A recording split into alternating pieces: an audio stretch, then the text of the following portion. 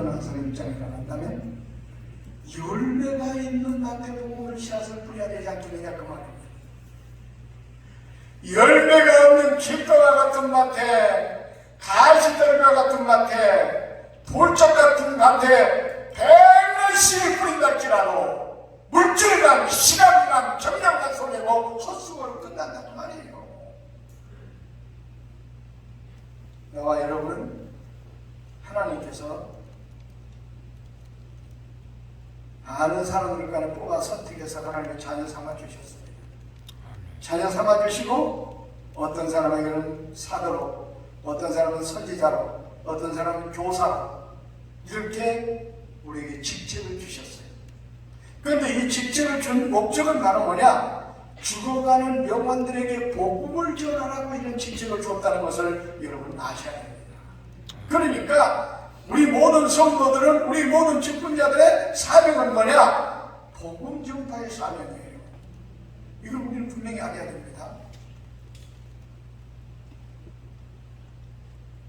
요한복음 15장 16절 보니까 너희가 나를 택한 것이 아니라 내가 너희를 택하여 세웠다고 이렇게 말씀하셨어요. 그런데 그 택하여 세울 때 그 택하여 세운 목적이 뭐냐? 열매를 맺도록 하기 위해서. 그러니까 여러분이 예수를 믿게 된 것이 여러분의 의지로 예수를 믿게 된 것이 아니라 이미 하나님께서 만세년을 택하여서 여러분을 자녀로 삼아주셨다 그 말입니다. 그런데 그 삼아주신 그 분명한 목적은 뭐냐? 열매를 맺도록 하기 위해서. 여기서 말하는 열매는 뭐냐? 복음의 전도의 열매를 말하는 겁니다. 그러니까 이 말을 좀 더 축하게 말하면은 나와 여러분을 이와 같이 자녀 삼아주시고 직분을 주신 것은 믿지 않는 영혼들에게 복음을 전해서 전도의 열매를 맺으라고 우리를 불러서 세웠다 그 말이에요. 그러니까 우리 신앙생활 가운데 이 전도보다 복음 전파가 더 중요한 것은 없어요. 그래서 복음 전파는 우리 모든 믿는 성도라면 다 해야 될 의무사항이, 이거는 성이 아니라 모습입니다. 해도 되고 안 해도 되는 어떤 선택사항이 아니라 하지 않으면 안 되는 머스트 해야 되는 의무사항이라고 말입니다. 아멘.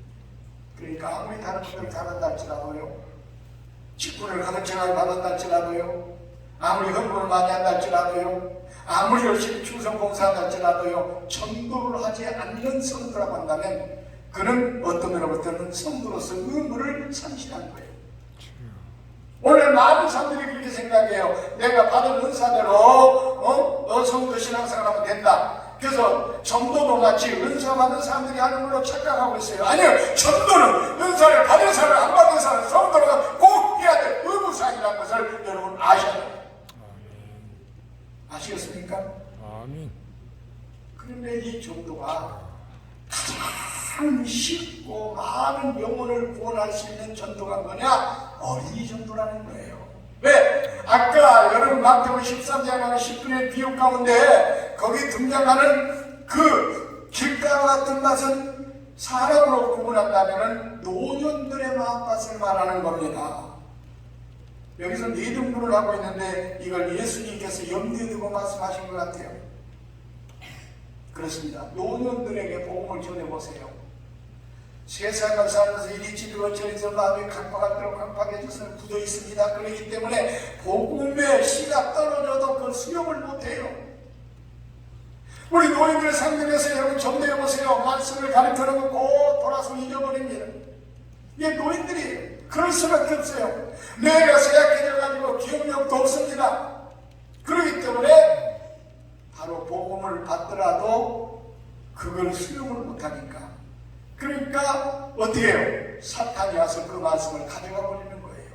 그러니까 노인들에게 복음을 전하는 것은 그만큼 길가와 같은 밭에 복음의 씨를 뿌리는 것만큼 힘들다는 말 아니에요. 열매가 없다는 말이에요. 그러면 돌처가 같은 밭은 어떤 열매처를 말하는가? 이건 장년들의 마음밭을 말한다. 여러분 싸우실 때 돼가지고 예수 믿는다고 교회 와서 앉아있는 사람들 보십시오. 눈을 찌르시지 않고 은혜 받는 것 같지만요, 대부분 보면 졸다가 가면 졸다. 말씀이 귀에 들어오질 않아요. 왜냐면 마음이 그만큼 굳어있어요. 돌짝밭 같은 마음밭을 가지고 있기 때문에 그렇습니다. 그래서 저도 목회하면서 보면은요, 그렇게 믿었던 사람들이 뿌리를 내리고 신앙생활을 결정하는 사람들은 그렇게 많이 버림 못했어요. 언젠가는 조금 시험 들면 다 넘어집니다. 쓰러집니다. 그래서 예수님께서 이 마태복음 14의 비유를 통해서 바로 볼짝밭 같은 마음밭이라고 표현한 겁니다. 그러니까 뿌리를 내리지 못하니까 곧 넘어지잖아요. 그렇다면 이제 가시떨과 같은 마음밭을 못한 청년들의 마음밭을 말하는 겁니다. 오늘날 보세요. 많은 청년들이 어렸을 때 복음을 받고 교회 열심히 다니다가 청년 돼가지고는 이게 세상의 문화에 젖어서 교회를 떠나는 청년들이 얼마나 많습니까? 그래서 오늘 우리 한국 교회도 보면 청년들 숫자가 각 교회마다 가장 적은 이유가 바로 거기에 있어요. 왜? 세상의 가시들 같은 그 유혹을 이기지 못하고 다 질식되어 죽어버리는 겁니다. 그러니까 그런 사람들의 마음밭에 복음의 씨앗을 뿌려도 열매를 거두기가 어렵다 그 말이에요. 그럼 여기 옥포 좋은 땅엔 어떤 열매를 말하는가? 아직까지 세상에 땜이지 않던 백지장 같은 마음을 가지고 있는 순수한 어린 학생들의 마음밭을 말하는 겁니다. 그러니까 거기에 복음의 씨가 떨어지면은 100배, 60배, 30배 열매가 맺히는 겁니다. 그러니까 여러분 어린 학생들에게 복음을 전하는 것이 얼마나 효과가 있느냐 그 말이에요. 그렇습니다.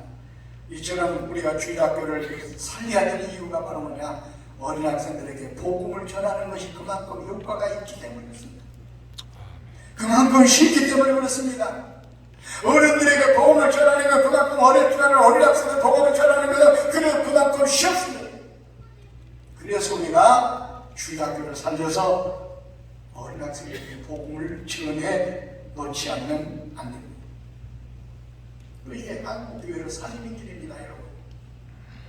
우리 한국교회가요, 사실 70년대, 80년대 얼마나 놀랍게 성장을 했습니까? 그래서 여기 신학자들이 깜짝 놀랐어요. 아니, 기독교 역사가 지금 100년도 안 됐는데 어떻게 한국교회가 그렇게 놀랍게 붕할 수가 있느냐? 연구의 대상이 되더랬어요. 그럼 여러분, 한국교회가 70년대, 80년대 그렇게 세계를 깜짝 놀라게 할 만큼 부흥할 수 있었던 비결이 어디 있었는 줄 아십니까? 그 역사를 거슬러 올라가야 돼요. 50년대 중반부터 60년 중반까지 한국교회에 어떤 일이 있었는가를 여러분 살펴보셔야 돼요. 그때는요, 주일학교 교육사를 보면 이렇게 나와 있습니다. 50년대 중반부터 60년 중반까지를 한국교회 주일학교 부흥기 이렇게 나와 있어요. 이건 내 말이 아니라 기독교 역사책에 그렇게 나와 있습니다. 그때가 바로 뭐냐? 6.25가 끝난 직후에 부산에서부터 피난민들에 의해 가지고 주일학교 운동이 일어납니다. 열심히 그때는 어린이들에게 복음을 전했어요. 전쟁통에 칼이 들고 그랬던 사람들, 우리 기독교 신앙을 그렇지 않습니까? 누르면 누를수록 폭발하는 그러니까 전쟁통에 그렇게 눌려있던 사람들이 이제 전쟁이 끝나니까 진영이 되니까 이제 폭발하는 겁니다. 폭발하는데 나가서 전도를 하는데 이상하게도 그때는 어른들보다는 어린이들에게 복음을 전하는 운동만 일어나는 거예요. 왜냐하면 그때는 어린이들 전도가 너무 쉬웠던 것은 뭐냐면 먹을 것이 없고 볼거리도 없고 그럴 때인데 교회에서 선교사들이 와가지고 여러 가지 막 선물도 주고 또 그 다음에 막 그런 신청과 교제 이런 것들을 보여주고 그러니까 교회로 몰려들게 됩니다. 그래서 주일학교가 각 교회마다 놀랍게 붕해서 그때 당시를 가리켜서 역사가들은 주일학교 부흥기라고 이렇게 말하는 겁니다. 제가 어렸을 때만 해도 시골에 조그만 교회를 다녔는데요. 어른 성도는 그때 한 50명밖에 모이지 않는데 애들이 200명 이상 모였어요. 어느 교회를 가든지 그 당시에는 어른 성도보다 어린이 성도가 몇 배 많았습니다. 근데 보세요. 그게요. 그들이 점점 자라가지고 어른이 되는 때가 언제입니까? 25년, 30년 후가 70년대, 80년대입니다. 그러니까 70년대, 80년대가 한국교회가 그렇게 놀랍게 붕할 수 있었던 것은 25년 전에 30년 전에 주일학교 부흥이 있었기 때문에 그런 거예요. 이걸 알아야 됩니다. 그래서 주일학교를 갖다가 전문가들이 이렇게 말하지 않습니까? 농사로 말하면 못자리 판이다. 못자리 판이 없이 어떻게 농사가 될 수가 있어요? 그렇습니다. 그러니까 결국 바로 뭐냐? 한국교회가 지금 실책에 놓이게 된 것은 주일학교가 떨어진 것 때문에 그런 거예요. 지금 그걸 연구해봤어요. 한국에 한참 공부했어요. 60년대, 70년대만 70년대, 80년대 초까지 중반까지만 해도요, 여름 성교학교를 하면은 얼마나 애들이 많이 모였습니까? 그때는 말이죠, 북치고 장난치고 골목만 따라다니면 애들이 구름대같이 몰려왔습니다. 특별한 전도 방법도 없었어요. 그래서 다 교회마다 콩나무 실처럼 애들이 모여가지고 예수님 찬양하면서 정말 여름 상태들 꽉꽉꽉 참 넘쳤습니다. 그런데 80년대 중반 되면서부터 성경학교에도 애들이 모이지 않는 거예요.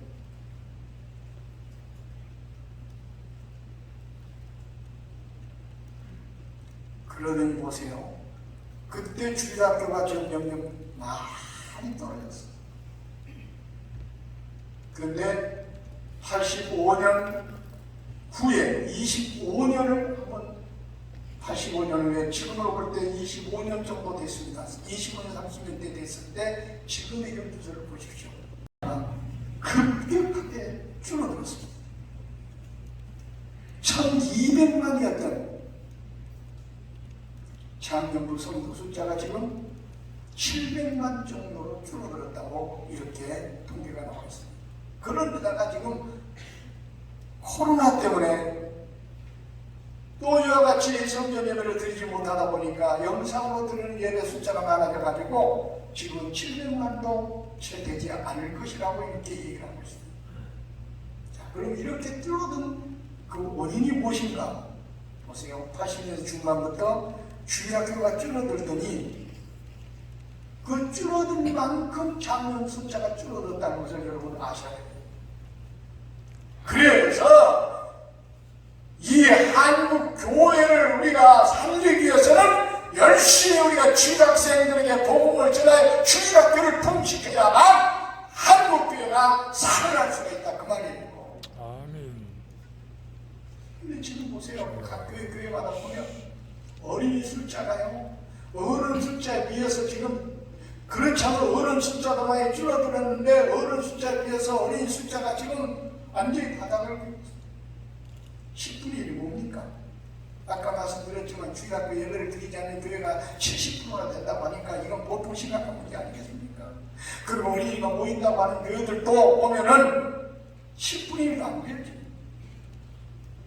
작년도 1000명 모이는 교회가 주일학교 100명 안 모입니다 지금. 이런 추세로 나가면 어떻게 되겠습니까? 앞으로 30년 후에 한국교회는 유럽교회처럼 될 수밖에 없어요. 여러분 보세요. 유럽 값어요. 그렇게 웅장한 교회 건물들만 남아있습니다. 유럽이 과거에 우리 기독교회 종주국이었어요. 종주국. 영국 같은 데가. 그렇지 않습니까? 근데 지금은요, 영국 가보세요. 교회 건물만 남아있지. 예배드리는 성도가 없어요. 기독교인이 지금 0.3%밖에 안 된다는 거예요. 이게 얼마나 심각한 문제입니까? 이게 왜 그런 줄 아십니까? 교회가 부흥이 되고 그러다 보니까 하나님의 축복을 받아가지고 또 국가가 복을 받습니다. 사람들은 그 편이라고 아닌에 빠지면요 하나님 의지하지 않습니까? 의지하지 않습니다. 그리고 모든 물질을 의지하게 돼 있고 그러다 보니까 교회를 다 떠나게 돼요. 그런 상황에서 또 어떡합니까? 다음 세대들에게는 전혀 복음을 전하지 않았습니다. 그러니까 다음 세대가 어른이 되는 때는 교회가 둥둥 끼게 된 겁니다. 그래서 바로 유럽이 거꾸로 됐는데 우리 한국도 지금 다음 세대들에게 복음을 전하지 않고 이렇게 나가면은 앞으로 미래의 한국교회는 유럽교회처럼 건물만 많은 그런 결과를 가져오게 된다는 말입니다. 그래서 지금이라도 우리가 좀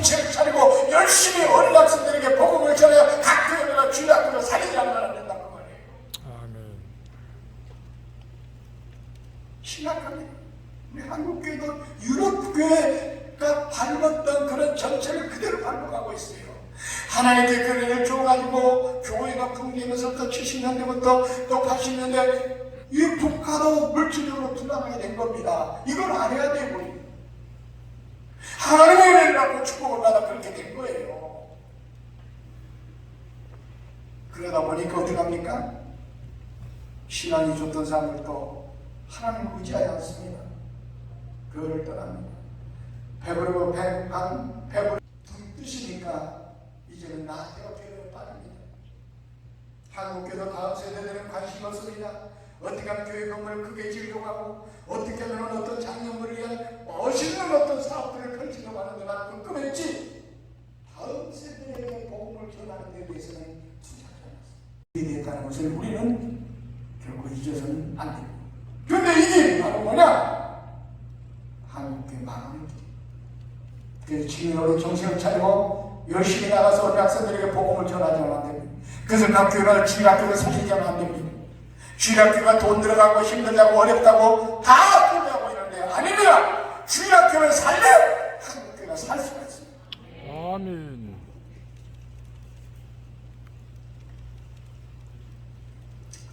구약으로 거슬러 올라가서도 못해요. 여호수아 갈렙 참 얼마나 대단한 믿음의 사람들입니까? 출애굽 당시에 사람들 가운데 여호수아 갈렙을 지내놓고는 다 죽었습니다. 적박거리는 가나안 땅에 들어간 사람 모세도 못 들어갔는데 여호수아 갈렙은 들어갔어요. 출애굽 당시의 사람들 가운데. 근데 보세요. 여호수아 갈렙은 그렇게 믿음 생활을 참 잘했습니다. 하나님 다 섬기고 그 믿음으로 그 적박을 가나안 땅을 정치하고 후손들에게 그 재산까지는 엄청나게 물려주지 않았습니까? 그런데 그렇게 하나님을 잘 섬기고 충성하고 봉사하고 그 나라를 차지해가지고 재산들을 자녀들에게 물려주는 데는 성공을 했는데 중요한 걸 놓쳤습니다. 후손들에게 엄청난 재산을 물려주었고 국가를 물려주었지만 신앙의 유산을 물려주지 않았어요. 그것 때문에 결국은 나중에 이스라엘 공동체를 망하게 만드는 원인이 있다는 것을 여러분 기억해야 됩니다.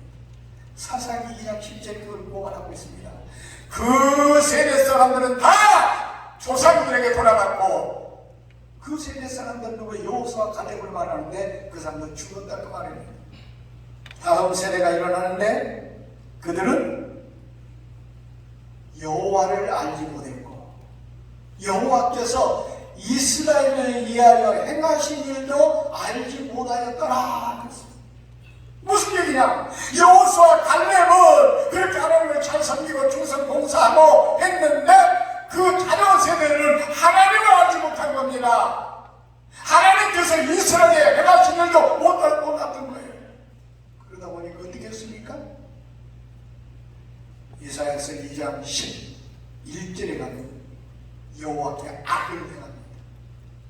14절에 가서 보니까 바알과 13절에 바알과 아스타롯을 섬깁니다. 그러니까 하나님께서 선택받은 이스라엘 백성들이 하나님을 섬기지 않고 바알과 아스타롯 우상을 섬기는 거예요. 왜? 하나님을 배우지 않았기 때문에 알지 못했기 때문에 그게 하나님인지 알고 바알 아스타롯을 우상으로 섬긴 거예요. 그러니까 사사기 2장 14절에 하나님께서 진노하셨습니다. 그 진노가 뭐냐? 강력으로 들어가지고 이스라엘을 치신 거예요.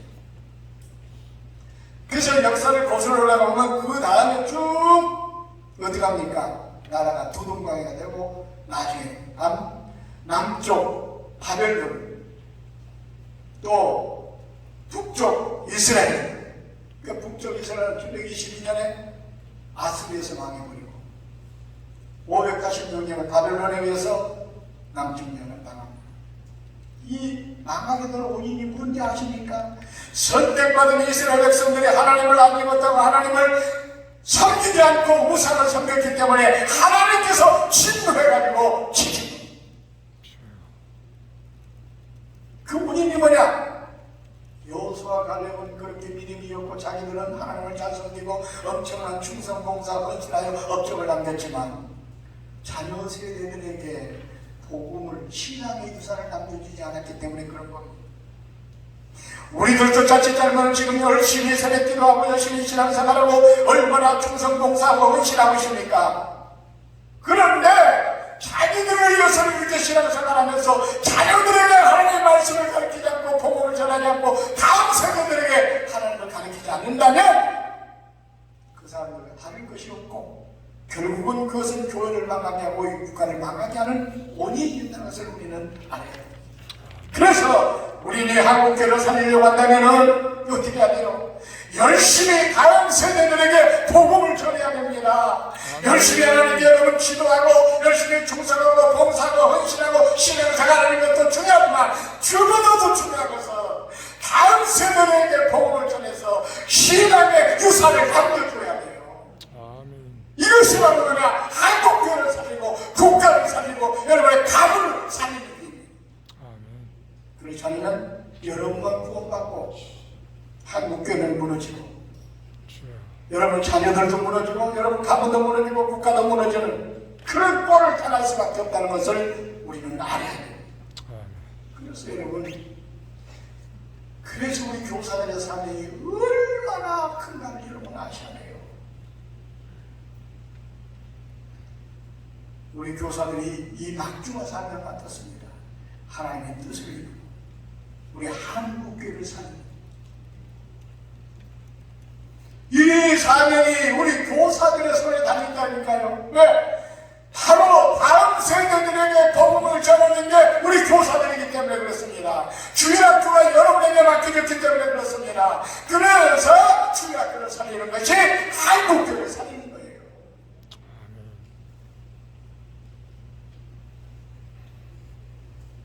이것이 또 우리 교회, 여러분이 섬기는 교회를 부흥시키는 비결 중에 하나입니다. 사실 그 꽃동산교회가 1986년도에 개척을 했습니다만 그때 당시에 개척 당시에 가장 급성장하는 교회였습니다. 86년도에 주일학교를 중심으로 교회가 시작이 됐어요. 생당이 시작이 됐다가 그 다음 88년도에 이곳에 와서 이제 재개척을 하게 됐는데 88년도에 와서 열심히 어린이들을 전도하다 보니까 6개월 만에 장년부가 500명 출석하는 교회가 어린이가 1000명 출석하는 교회로 성장했습니다. 우리 한국교회 역사상 이 짧은 기간 동안 이렇게 부흥한 교회가 없을 정도로 이렇게 놀랍게 우리 교회가 성장할 수 있었던 비결이 뭐냐? 어린이 전도 때문에 그렇습니다. 열심히 어린이들에게 복음을 전하니까 어린이들이 모이니까 나중에는 어른들 자동으로 왜? 부모들이 요즘은 각 가정마다 자녀들이 한 명이 두 명밖에 없다는 게 자식이 반부상이 됐습니다. 그래서 얘들이 해당하는 나이를 원하는 다 들어주는 시대가 되고 말았어요. 그래서 교회를 정하는 것도 이제는요 어른들의 몫이 아니라 어린이들의 몫이 되고 말았어요. 그러니까 어린이들이 가면 쫄쫄쫄 부모님 따라가는 그런 시대가 되고 말았어요. 그러니까 어린이를 열심히 전도하다 보니까 믿지 않는 부모들까지도 애들 때문에 교회로 와서 등록하게 되는 겁니다. 그래서 우리 교회가 바로 짧은 기간 동안에 그렇게 성장할 수가 있었다는 거예요. 그러니까 열심히 어린이들에게 복음을 전하기가 힘들지만 어린이들 복음을 전하면요 어린이 영혼도 구원하지만 그 부모까지 전도돼서 부모 영혼도 구원하는 이중 삼중의 가치가 있다고 말입니다. 그래서 어린학교들에게 복음을 전하는 것은 우리 교회, 내가 섬기는 교회에 부응하는 지름길이라는 것도 우리는 알아야 돼요. 그렇게 생각해 볼 때 여러분, 우리가 다음 세대들에게 복음을 전하고 어린이들에게 복음을 전하고 주일학교를 살리는 일이 얼마나 중요합니까? 하나님의 뜻을 이루는 일이요. 또 이렇게 침체되어가는 한국교회를 망하는 한국교회를 살리는 일이 또 여러분이 섬기는 교회가 부흥하는 지름길이라고 한다면 이보다 더 가치 있는 길을 위하 있습니까? 이 사명을 여러분들에게 하나님께서 맡기셨어요. 아멘.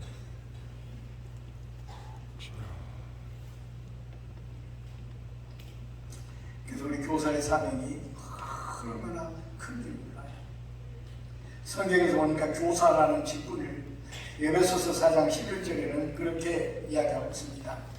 혹은 사도로, 혹은 선지자로, 혹은 복음 전하는 자로, 혹은 목사와 교사로 주셨으니.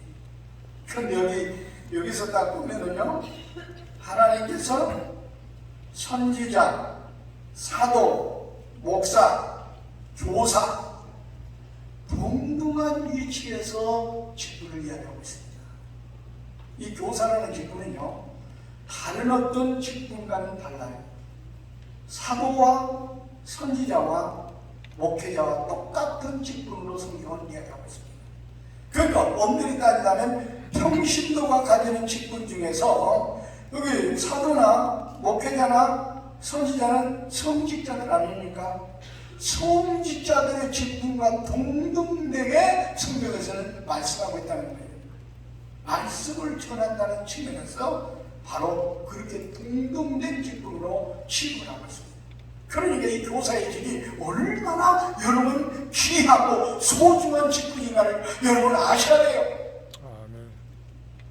고린도서 12장 28절에는 하나님께 세우신 그 교회의 직분이 9가지가 등장하는데 그게 서열을 정해놨어요.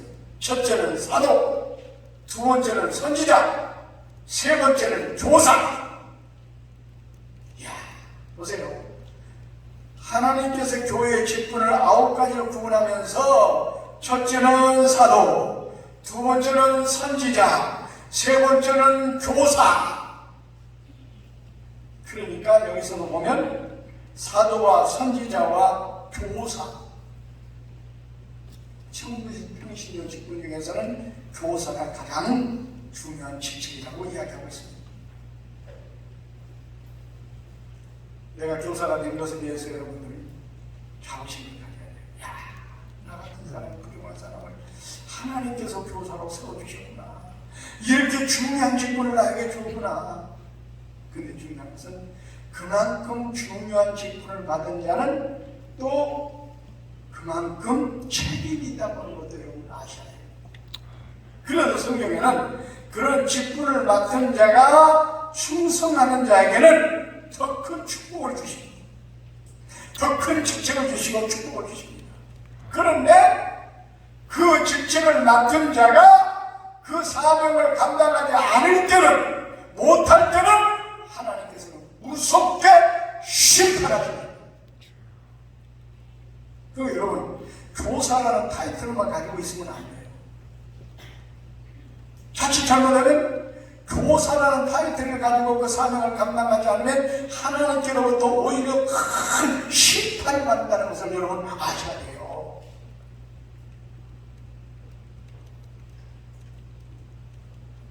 그래서 야고보서 3장 1절에는 야고보 선생님이 말씀하기를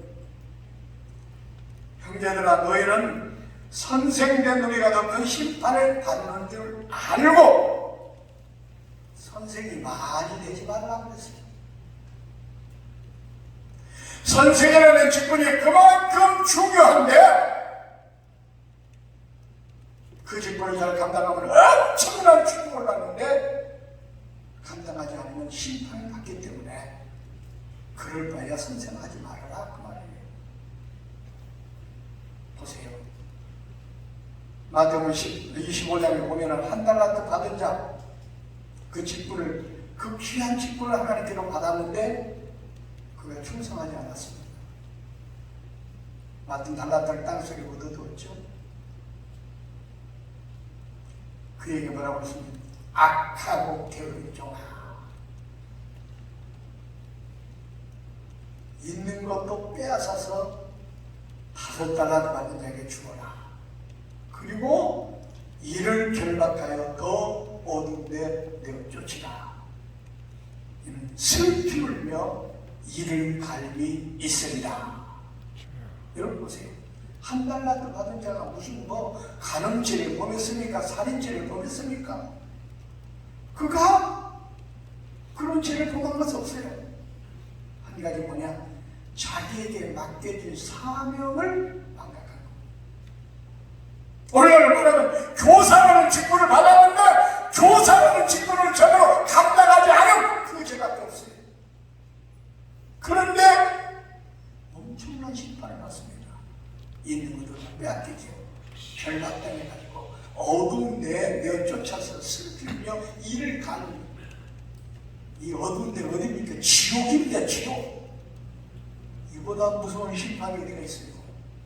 여러분, 이 교사라는 일꾼이 굉장히 중요합니다. 그러나 이 직분을 잘 감당하는 큰 축복이 되지만은 이 직분을 감당하지 않고 낙타 괴로움에 빠져 한 달람도 받은 것처럼 불충실한 자가 되면 이런 무서운 심판을 받다는 여러분 아셔야 돼요. 그러니까 이미 교사로 부름을 받았다는 우리는 이 교사의 직분에 충성을 해야 돼요. 최선을 다해야 돼요.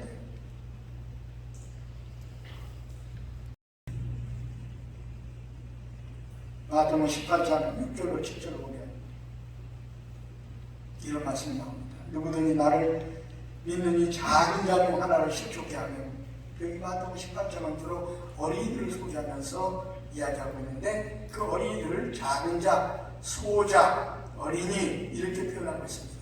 그런데 여기서 말하기를 어린이를 실족케 하면 연자 맷돌을 그 목에 달려서 깊은 바다에 빠뜨려지는 것이 나으리라. 그러니까 교사가 어린이를 실족케 하면, 이 말은 바로 실족은 바로 뭐냐? 미끄러 넘어진다, 그런 뜻을 가지고 있어요. 그러니까 그가 넘어지게 방치하면 그 말입니다. 방치하면. 그러면은 차라리 연자 맷돌을 목에 달려서 깊은 물속에 빠뜨리는 것과 그럴 바에야 빠뜨리는 것이 더 낫다 그 말이에요. 그러니까 여러분, 우리 주변에 지금 많은 어린 영혼들이 있는데 그 영혼들이 지금 어떻게 세상의 문화와 사탄의 어떤 문화 속에 지금 완전히 지옥을 향해 치닫고 있습니다. 그들은 넘어질 수밖에 없습니다. 함정에 빠질 수밖에 없습니다. 그런데 그것을 보고도 붙들어주지 않고 건져주지 않고 방치하면 이런 죄를 범하는 교사가 된다 그 말입니다. 그런 자는 화가 있도다 그랬어요. 실족케 하는 일이 없을 수는 없으나 실족케 하는 자들에게는 화가 있도다. 그러니까 여러분, 교사가요, 여러분 맡겨진 어린 영혼들, 여간의 어린 영혼들을 구원하라고 교사라는 직분을 주었는데 그들이 지옥을 향해 치닫는데도 불구하고, 타락해 가는데도 불구하고, 죄악의 걷는데도 불구하고 방치하고 그들을 붙들어주지 않고 그들을 구원해주지 않고 사명을 감당하지 않으면 이런 죄에 빠져서 화를 입게 된다 그 말입니다. 그러니까 여러분, 참 교사라는 직분을 받은 것은 너무나 감사한데, 이 직분을 감당하지 않으면 이렇게 무서운 끔찍한 하나님의 진노와 심판이 있다고 하는 것을 여러분은 꼭 기억을 해야 됩니다. 원래 많은 신앙인들이 직분을 가지고 직분에 걸맞게 충성하지 않고 봉사하지 않고 헌신하지 않는 직분자들 많아요. 그런 직분자들은 오히려 그 직책을 맡지 않은 것만 못하다는 것을 여러분 분명하게 알아야 돼요.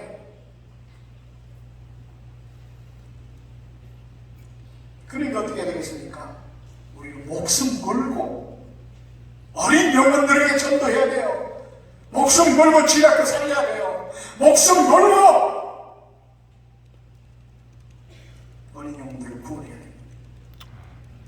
그러라고 우리에게 교사의 직분을 줬기 때문에 그렇습니다.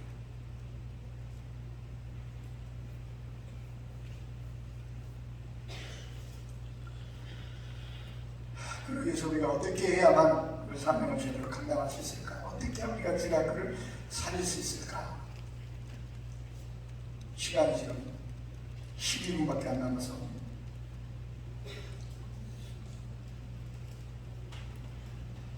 우리 20분까지죠? 2분밖에 안 남았는데 조금 시간 더 쓰겠습니다. 30분까지 하겠습니다. 왜냐하면 밑에층 있는 분들이 빨리 식당과 식사하고 끝날 때쯤 여기 내려가셔야 혼자 가지 않기 때문에 제가 시간을 조금 더 해야 됩니다. 우리가 주일학교를 교육하는 데 있어서 선생님께서는 우리가 본질로 돌아가야 됩니다. 우리를 사도로, 선지자로, 교사로 직책을 주신 것은 성경을 가르치라고, 복음을 전하라고 우리에게 이런 직책을 주신 겁니다. 그러니까 사실은 우리 교사는 성경을 가르치는 교사예요. 성경을 가르쳐야 돼. 성경, 하나님 말씀. 그러니까 우리 주일학교가 살려면 본질로 돌아가요. 성경을 가르치는 성경학교가 돼야 되고 주일학교가 돼야 돼요. 아멘. 이 성경학교가 왜 생긴 줄 아십니까? 미국의 침례교회 목사에게서 처음 시작이 됐는데요. 그 침례교 목사가 학생들을 가르치다 보니까 참 일주일에 얘들을 교회로 한두 시간 주일날 모여서 성경을 가르치는데 이거 가지고는 도저히 하나님의 자녀다운 자녀로 양육을 할 수가 없는 거예요. 시간이 한두 시간 성경 가르쳐가지고 어떻게 하나님의 자녀로 만들 수 있겠는가? 왜? 학교에 가가지고 세상 하나님이 없는 무신교육을 받는 시간은 얼마나 많습니까? 일주일에 하루에 4시간씩만 자보다도 24시간은 하나님이 없는 무신교육을 받는데 하나님에 대한 교육은 일주일에 1시간 가르쳐가지고 어떻게 언제나 하나님의 자녀로 만들 수 있겠느냐? 이건 문제가 있다. 그래가지고 방학을 이용해가지고 그때 다 가르치지 못한 성경을 집중적으로 가르치기 위해서 성경학교를 만든 거예요, 여러분. 성경학교가 그것 때문에 시작된 겁니다. 그래서 그때는 말이에요, 성경학교 처음 시작했을 때는 보통 일주일씩 7일 동안 했어요, 7일 동안. 7일 동안 그냥 계속해서 밤낮으로 하나님 말씀을 갖다가 집중시켜서 가르쳤습니다. 그래서 그때 신앙의 교육을 받는 사람들은 어렸을 때 그냥 부모님 확신을 갖고 성령도 체험하고 은혜를 받고 신앙생활 하니까 지속적으로 신앙생활 할 수가 있었던 거예요. 그런데 어느 때부터인가 우리 한국에도 성경학교가 돌아가지고 성경학교가 전에 70년대 이때는요 60년대 후반부터 성경학교 시작이 됐는데 그때는 성경학교 때 애들이 정말로 많이 모였어요. 그래서 어린이 전도의 황금기간이라고 불렀어요. 그 성경학교를 통해 성경도 많이 가르쳤습니다. 그때는 성경학교를 5일씩 했어요. 5일씩. 저는 보조교사 가서 성경학교 교사도 해봤습니다. 그때는 성경을 정말 많이 가르쳤어요. 그래도 그때 당시에 훈련을 받았던 사람들은 그렇게 성경을 많이 배우고 신앙의 훈련을 받고 은혜를 체험했던 사람들은 지속적으로 지금도 신앙생활을 하고 있는데 언제부터인가 70년대 후반 들어오면서부터 성경학교가 변질이 됩니다. 어떻게 변질됩니까? 성경학교 때 성경을 집중으로 가르치는 프로그램보다는 어떻게 하면 흥미 위주의 프로그램으로 그냥 전략을 걸고 말았습니다. 어떻게 하면 애들을 즐겁게 할까? 어떻게 하면 맛있는 음식을 줄까? 어떻게 하면 티샷을 줄까? 가방을 줄까? 이런 어떤 그냥 물량주의 성경학교로 가고 그거 가지고 애들을 이용해서 애들 숫자가 많이 모이는데 급급했습니다. 그러다 보니까 성경학교가 성경을 가르치는 학교가 아니라 놀이학교가 되고 말았어. 타이틀은 성경학교 해놓고. 그런데 그때 그렇게 많이 모였지만 그 애들이 나중에 중등부 되고 고등부 되면서 다 뿔뿔이 해서 나갔어. 왜? 그때 집중적으로 성경을 제대로 배웠으면 부모의 확신을 갖고 또 은혜를 체험하고 성경을 체험했으면 교회를 떠나지 않을 텐데 그러다 보니까 성경학교가 실패한 거예요, 사실. 그런 데다가 80년 중반 들어서는 그것조차도 애들이 또 교회에 모이질 않아가지고 성경학교가 시들시들해 처하는 그런 상황이에요. 그래서 저는 그때 당시에 80년대 그걸 깨닫고 90년대 들어가지고 그걸 깨닫고 야 이래서는 안 되겠다. 그리고 집중적으로 애들을 은혜를 체험하도록 해야 되겠다 해가지고 2박 3일, 3박 그때는 3박 4일 동안 성령 체험 캠프를 했습니다. 그때 애들에게 말씀을 전하고 기도를 지키는데 애들이 가슴을 지어듣고 통에 작업하고 막 회개하고 운동이 일어나고 그거 보면서 제가 엄청난 감동을 받았습니다. 그래서 이제는 성경학교도 이제는 성경을 집중적으로 가르쳐야 된다. 그래서 성경학교도 집중적으로 하기 위해서는 기도원이나 이런 데 들어가지고 2박 3일 동안 한 3박 4일 동안 그와 같이 성경을 집중적으로 가르치면서 그냥 기도운동 이렇게 해가지고 성경 체험하도록 만들어. 그때 어렸을 때 은혜를 체험하면 평생 갑니다. 아멘. 절대로 주님을 떠나지 않습니다. 저는 내가 이렇게 된 것은 어렸을 때 내가 은혜를 받았고 내가 은혜를 체험했기 때문에 오늘날 목사가 됐다고 생각하고, 그래서 저는 어린이들에게 복음을 전하는 일을 지금까지 하고 있는 겁니다. 그렇습니다. 우리 시간이 없기 때문에 본질로 돌아가야 돼요. 성경학교와 성경을 가르쳐야 돼요. 그래서 이제는 집중적으로 3박 4일이든 2박 3일이든 기도원이나 이런 데 가가지고 캠프장에 가가지고 이와 같이 말씀을 전하고 말씀을 통해서 기도운동을 일으켜서 성경을 체험하도록 만들어야 돼요. 은혜 체험하면 주님을 떠나지 않습니다. 은혜 체험하면 아니면 그냥 어떤 수다커박기 식으로 그냥 바리새인 성경을 키우는 식으로 성경을 직교로 전달해서 은혜를 전하지 않으면 또 옛날처럼 돌아가고 맙니다. 그들이 주일학교는 어떤 훈련을 받아가지고 어느 저 출소할지 모르지만 나중에 중등부 고등가 되면 다 떨어져 나갑니다. 그러므로 우리가 본질로 돌아가야 주일학교를 사는 위해서는 성경을 집중적으로 가르치는 프로그램을 가져야 되고 성경을 집중적으로 가르쳐야 됩니다. 그리고 여러분 간부리 여러분 성경학교나 이런 데도 성경 캠프를 해야 돼요. 열심히 은혜 받도록 만들어야 돼요. 그래야만 얘들이 어렸을 때 영성을 체험하고 은혜를 체험하면 주님을 따르지 않습니다. 그러면 주일학교가 삽니다.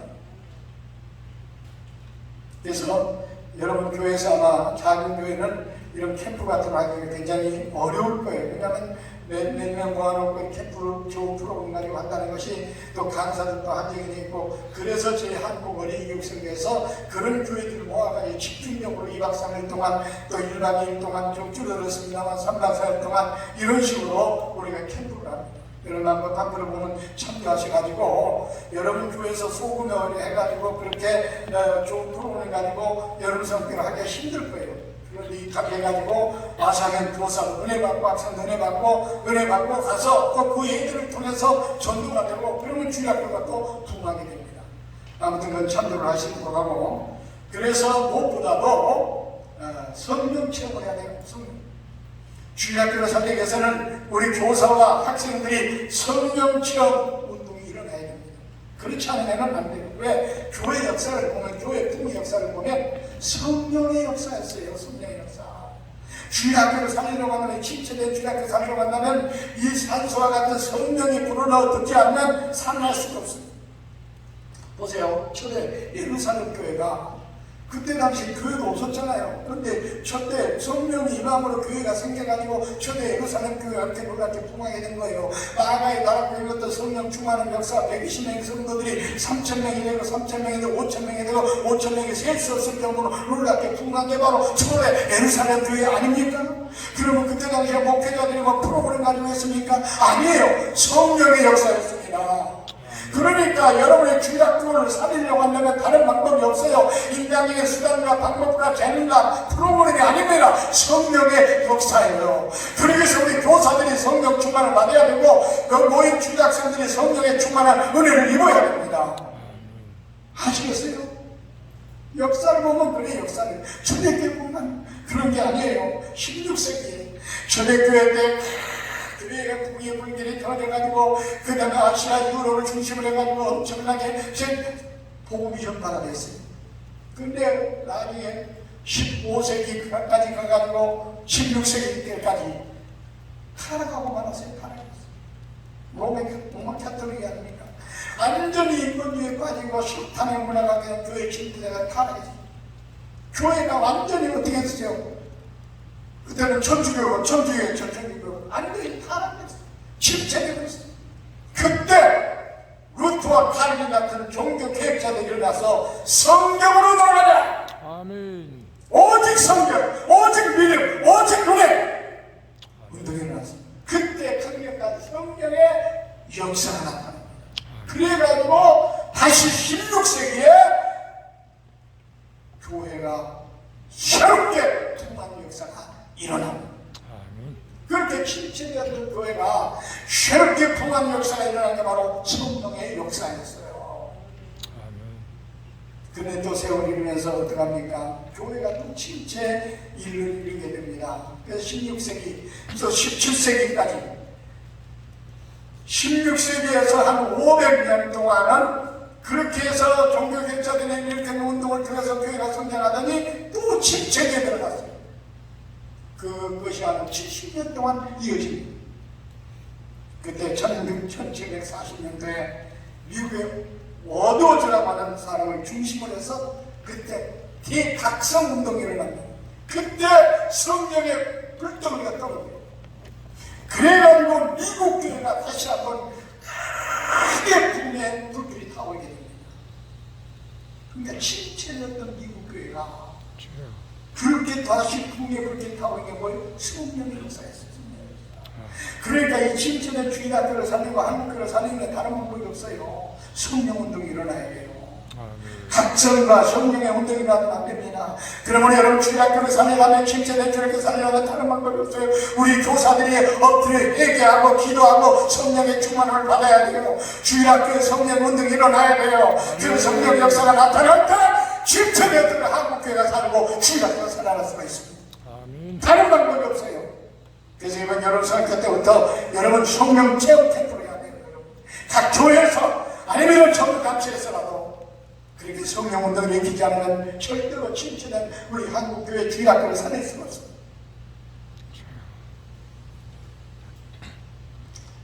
또 1700년도에 또 그렇게 붕의 역사가 일어나다가 또 1800년도 후반 되어가지고 또 유럽교회가 아주 침체가 됩니다.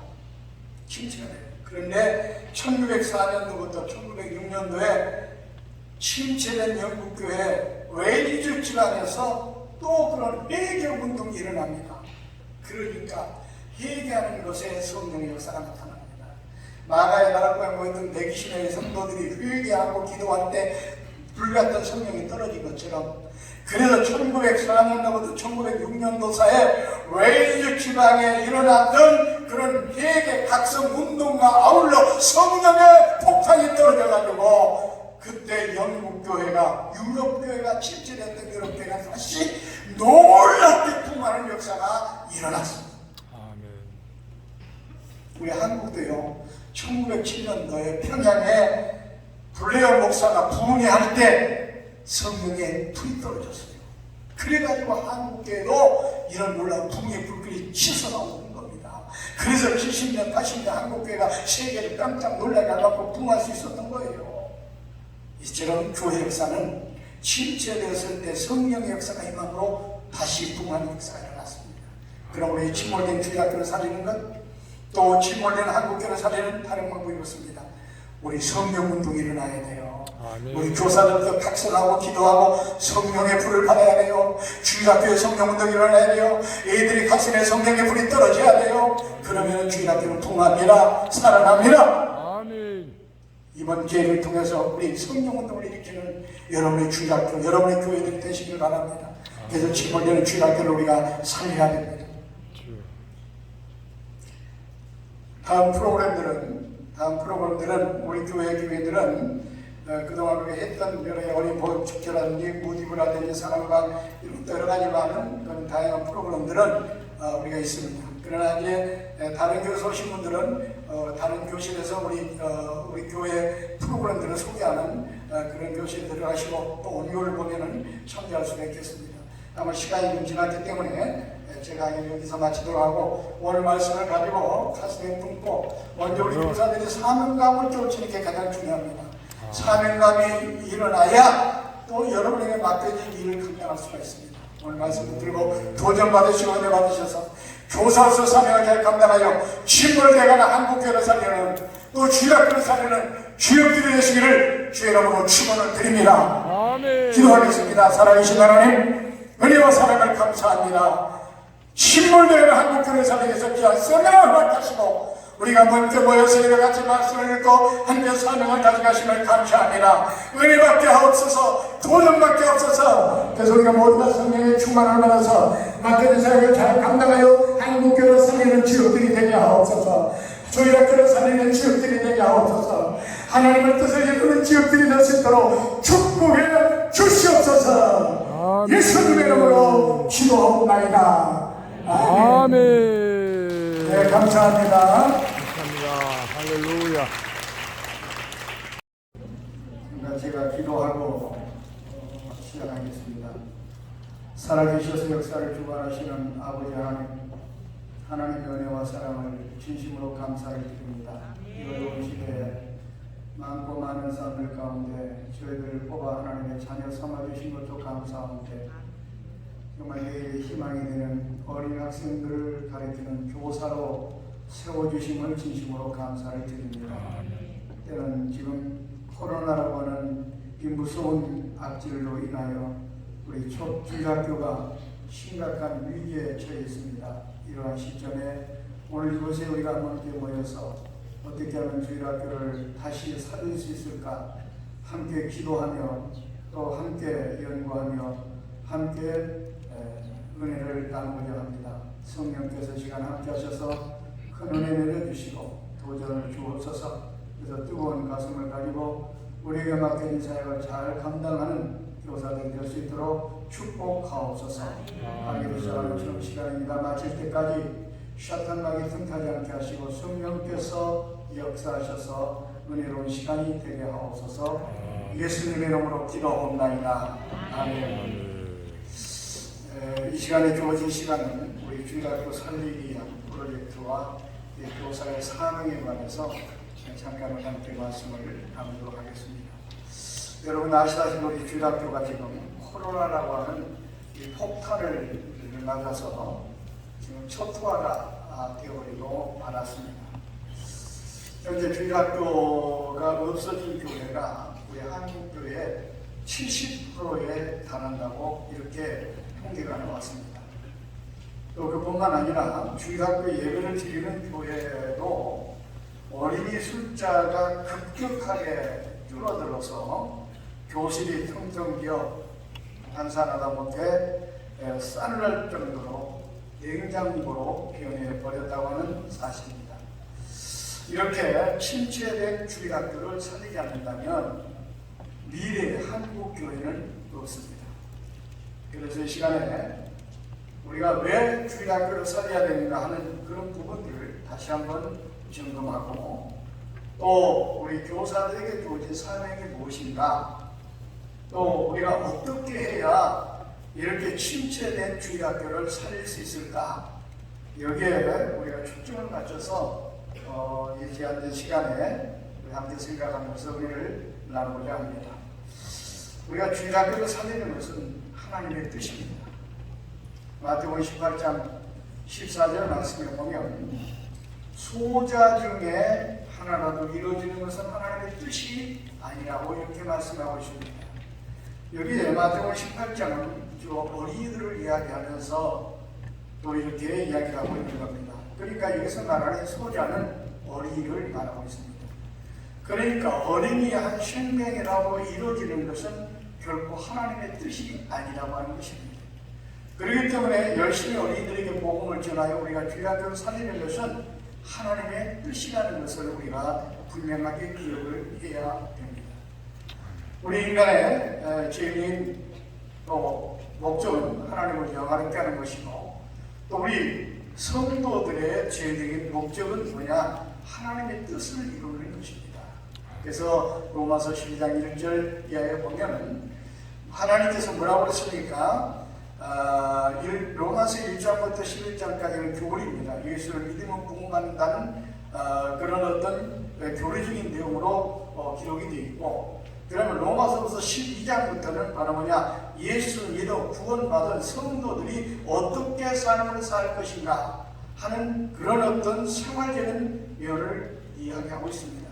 그런데 거기 초두에 뭐냐면은 하나님이 원하시고 기뻐하신 뜻이 무엇인지 분별하도록 하라. 우리가 신앙생활할 때 가장 중요한 것은 뭐냐면 하나님의 뜻이 무엇인 것을 알고 그 뜻대로 신앙생활해야 된다 하는 것을 강조하고 있는 겁니다. 그런데 오늘 보니까 마태복음 18장에 14절에 보니까 뭐예요? 하나님의 뜻은 어린아이 하나라도 이루어지는 것이 아니다. 그러니까 바로 어린이들에게 복음을 전하는 주일학교를 살리는 것은 하나님의 뜻이라는 것을 우리는 분명하게 알아야 됩니다. 아멘. 그 다음에 또 그래서 우리 주님께서도 마태복음 18장 16절에 가서는 이렇게 말했어요. 어린아이가 내게 오는 것을 누가복음 18장입니다. 금하지 말라. 아멘. 화를 내면서까지 바로 어린아이가 접근하는 것을 금하는 제자들을 향해서 이렇게 명령하신 것입니다. 그리고 마태복음 18장 3절에 가서는 어린아이를 천국의 표본으로 삼으셨고 5절에 가서 보면은 그 어린아이 하나를 영접하는 것이 바로 나를 영접하는 것이다. 그러니까 여러분 생각해보세요. 어린아이 하나를 전도하는 것은 주님을 영접하는 것과 같은 그만큼 가치가 있는 일이라는 것을 여러분 알아야 됩니다. 아멘. 우리가 예수를 믿고 신앙생활하고 성도들로서 가장 귀한 분이 누굽니까? 예수 그리스도예요. 그런데 바로 어린이를 전도하는 것은, 어린이를 영접하는 것은 그 귀하신 예수님을 영접하는 것과 같다고 말입니다. 아멘. 그러니까 어린이들에게 복음을 전하는 것이 얼마나 가치가 있고 얼마나 중요한 것입니까?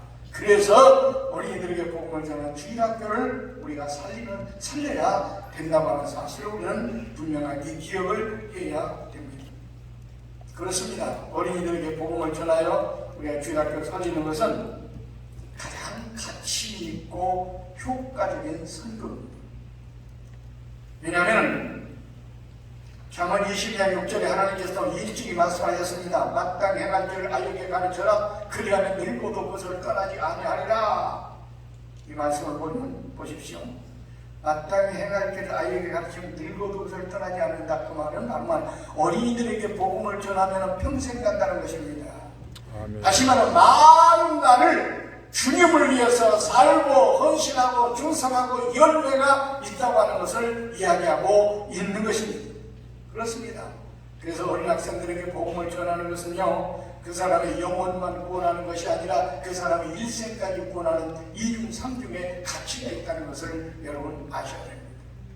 여러분 50살, 한 60살 먹은 잡수신 어른에게 우리가 복음을 전하여 그가 예수를 믿었다고 생각합시다. 물론 예수 믿으니까 그 사람의 영혼은 구원받습니다. 그러나 그 사람의 영혼만 간신히 구원받는 거예요.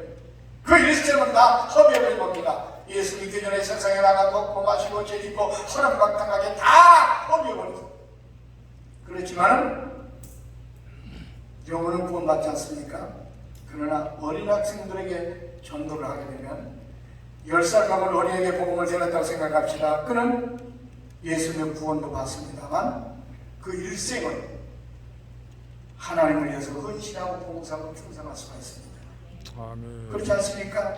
수십 년 동안 하나님을 헌신할 수가 있어요. 그렇다고 한다면 영혼의 가치를 따져볼 때 어른 영혼과 어린 영혼의 가치를 따진다면 어린 영혼의 가치가 훨씬 더 크다고 하는 것을 우리는 알아야 됩니다. 왜냐하면 교사들이 이 중요한 사실을 알아야 거기에 대한 사명감이 생기고 사명감을 가지고 사역을 감당할 수 있기 때문에 제가 말씀을 드리는 겁니다. 그래서 우리가 열심히 어린이들에게 복음을 전하는 이 교사의 사명이 얼마나 큰지 몰라요. 어린이들에게 복음을 전하는 영혼만 구원하는 것이 아니라 그 사람의 일생까지 구원하는 가치가 있기 때문에 그런 겁니다. 또 실제로 어린이들에게 복음을 전하면요, 어른들에게 전도하는 것보다 훨씬 쉽고 효과가 있습니다. 마태복음 13장에 씨 뿌리는 비유가 나옵니다. 거기에 보면은 네 종류의 밭이 등장합니다. 길가와 같은 밭, 그 다음에 돌밭 같은 밭, 그 다음에 가시떨기와 같은 밭, 그 다음에 좋은 땅, 옥토. 근데 이것을 우리 주님께서 비유로 들면서 우리 사람의 마음밭이라고 이야기했습니다. 그러니까 사람의 마음은 길가와 같은 마음일 때가 있고, 또 돌밭 같은 마음일 때가 있고, 그 다음에 가시떨기와 같은 마음일 때가 있고, 그 다음에 옥토, 좋은 땅 같은 그런 좋은 마음밭을 가질 때가 있다 그 말입니다. 그런데 보세요, 복음의 씨가 길가와 같은 밭에 떨어졌습니다. 그런데 딱딱한 길가와 같은 마음밭에 복음의 씨가 떨어졌지만 그 씨는 뿌리를 내지 못하고 싹을 내지 못합니다. 그러니까 새들이 와서 가져가고 말았습니다. 여기서 말하는 새는 우리 주님께서 설명할 때 사탄이라고 했어요. 사탄. 그러니까 하나님의 말씀을 받았지만은 사탄이 와서 그 말씀을 가져가 버리고 만 겁니다. 왜? 그 마음같이 그 말씀을 흡수하지 못하니까. 그러니까 이런 복음을 전하는 사람이 길가와 같은 마음밭을 가진 사람에게 복음을 전하면 그와 같은 결과를 가져온다 그 말이에요. 아멘. 우리가 아무리 많은 시간을 투자하고 정력을 쏟아서 열심히 복음을 전하고 말씀을 전했다 할지라도 길가와 같은 마음밭을 가진 사람에게 복음을 전하면 헛수고로 끝난다 그 말이에요. 그런데 두 번째 등장하는 맛은 어떤 맛입니까? 돌짝밭 같은 돌밭. 거기에 씨가 떨어졌습니다. 말씀이 떨어졌어요. 근데 말씀이 떨어져서 뿌리를 내리다가 흙이 많지 않기 때문에 뿌리를 깊게 내리지 못하여 태양이 내려쬐니까 타서 죽고 말았습니다. 복음의 씨는 뿌렸어요. 근데 문제는 뭐냐? 그 씨가 열매를 맺지 못합니다. 자라지 못합니다. 죽고 말았어요. 태양이 내려쬐다는 것은 뭡니까? 여러 가지 마음의 시험거리 오니까 타서 죽고 말았어요. 복음을 전한 사람 입장에서는 길가 같은 밭에 복음의 씨를 뿌렸지만 헛수고로 끝난 겁니다. 열매가 없어요. 구원을 받지 못했어요. 그런데 세 번째 등장하는 밭은 또 어떤 밭입니까? 가시덤불과 같은 밭입니다. 씨를 뿌렸습니다. 한참 자랍니다. 그런데 자라는데 갑자기 가시떨기가 그걸 덮쳐가지고 기분이 막혀 죽고 말았어요. 역시 열매가 없습니다. 헛수고로 끝났어요. 그런데 옥토에다가 좋은 땅에가 씨를 뿌렸습니다. 근데 놀랍게도 그 씨는 자라더니 꽃이 피고 열매가 맺혔습니다. 100배, 60배, 30배의 열매가 맺혔습니다. 아멘. 뼈야 살아 나라 하니까 뼈가 살아나는 생기는 하나님의 특권이거든요. 그런데 이 생기조차도 생기야라고 대언하니까 하나님이 그 뼈에게 생기를 집어넣어 큰 군대가 되게 하신 줄 믿으시길 축복합니다. 아멘. 지금 이 시대도 뼈들이 그냥 세상에 그냥 이 다음 세대 그냥 뼈 같은 애들이 그냥 저기 누워있어요. 누굴 통해 하나님이 살아나게 하신대요? 여러분, 내가 맡고 있는 내 지역에, 내 부서에, 내 아이는 내 입술을 통해 하나님이 계획하고 계심을 믿으시길 축복합니다. 하나님이 기다리고 계심을 믿으시길 축복합니다. 나의 입술을 통해서 아이들에게 생기를 불어넣어 큰 군대를 이끌어내시는 우리 귀한 교회와 부서와 선생님들 되시기를 축복합니다. 기도하고 마치겠습니다. 하나님 감사합니다. 하나님, 나는 하나님의 세대에 하나님의 큰 군대를 책임지는 하나님의 교사입니다. 하나님, 이 자부심을 갖고 이 시대를 책임지는 하나님의 교사로 살아가는 데 부족하도록 주님 함께하여 주시옵소서. 감사드리며 예수님의 이름으로 기도합니다. 아멘. 다시 한번 항상 감사의 박수 부탁드립니다. 감사합니다. 이 시간 30분까지 휴식 시간 가지시고 30분부터 정확하게 시작을 하도록 하겠습니다. 2층에서는 영유아 유치부 성기학교 특별 프로그램을 진행하고 여기 계신 주일학교 살리기 프로젝트 및 교사에서 하며 우리 꽃동산교 담임 목사님들이 직접 강의해 주시겠습니다.